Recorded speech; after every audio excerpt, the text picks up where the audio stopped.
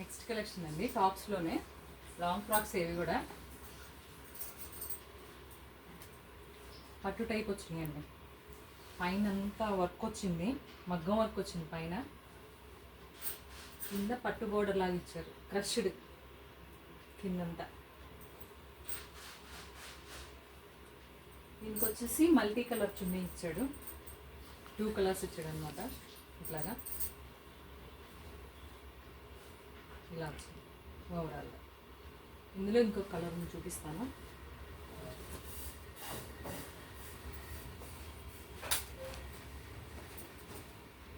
Blue అని, sky బ్లూకి. ఇప్పుడు చాలా ఫ్యాషన్గా ఉంది కదా crushed items. Next tomato pink అండి.